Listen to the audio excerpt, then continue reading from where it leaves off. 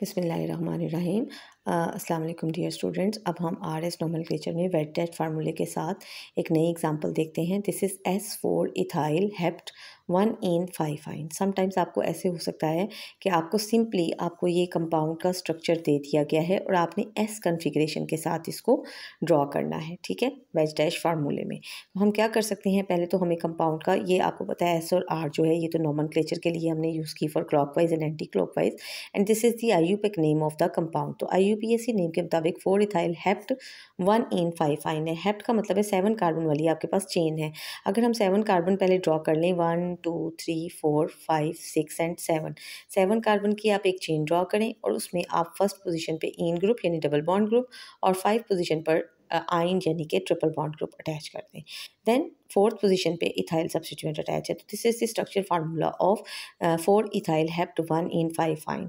Next हमारा target यही होता है कि हमने, अगर हमारे पास ये स्ट्रक्चर है सिंपल लीनियर फॉर्म में, तो हमने इसमें अपने कायरल सेंटर को फाइंड आउट करना होता है। तो this is not the chiral center, this are obviously not double bond वाले भी नहीं होंगे। ये वाला CH2 है तो सेम कार्बन के एक कार्बन के साथ दो तरफ हाइड्रोजन है।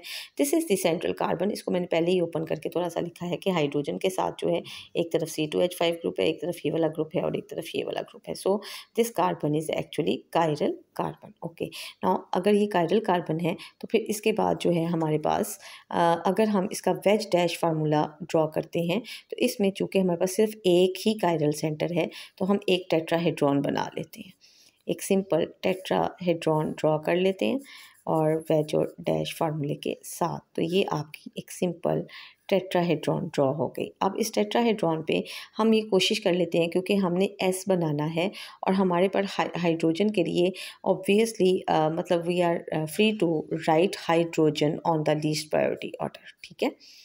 अब बाकी ग्रुप्स हमने अरेंज करने हैं ताकि हमारे पास S कन्फिग्रेशन आ जाए। S कन्फिग्रेशन के लिए हमने इस तरफ से इस तरफ चलना होगा, ठीक है ना, एंटी क्लॉकवाइज। तो अगर हम एंटी क्लॉकवाइज चलें तो ये एंटी क्लॉकवाइज डायरेक्शन बनती है। So you can easily now find that हम यहाँ पर अपना लीस्ट फर्स्ट प्रायोरिटी का ग्रुप रख देते हैं और यहाँ पर हम अपना लीस्ट प्रायोरिटी का ग्रुप रख देते हैं, ठीक है। आप यहाँ पर इसी कंपाउंड में, इसी स्ट्रक्चर में देखें आप कि आपके पास लीस्ट प्रायोरिटी जो ये है, ऑब्वियसली C2H5 जो है ये आपका थर्ड प्रायोरिटी का नंबर होगा, इसलिए क्योंकि ये दो कार्बन सिंपल अटैच है सिंगल बॉन्ड के साथ। तो ये C2H5 सिंगल बॉन्ड्स हैं इसके अंदर, ठीक है। कैसे? CH2 और CH3, तो जो डायरेक्टली अटैच कार्बन है उसके साथ दोनों तरफ हाइड्रोजन और एक तरफ कार्बन अटैच है, ठीक है।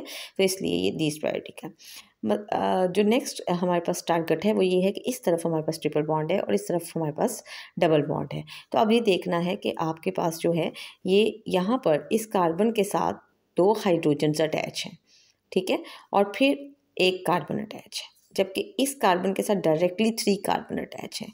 सो this group will take the second priority, ठीक है।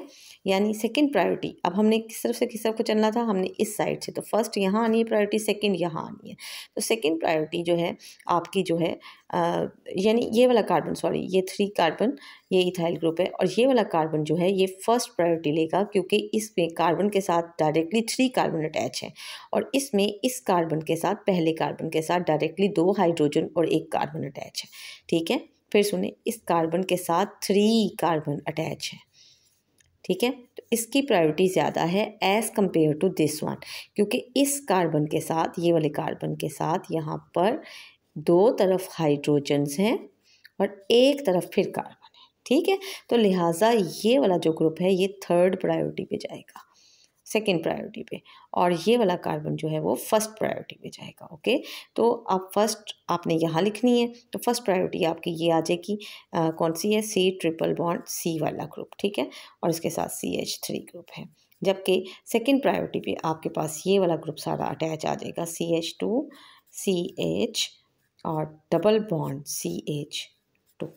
तो इस तरह हमारे पास ये आपके पास जो ये कंपाउंड है, इसमें इस स्ट्रक्चर में कायरल सेंटर के around, this is the fourth priority, this is first carbon, first priority, and second one and the third one. So इस कंपाउंड की अगर हम नोमेनक्लेचर में देखेंगे तो ये कंपाउंड आपके पास एंटी क्लॉकवाइज चल रहा है, तो it is having configuration S.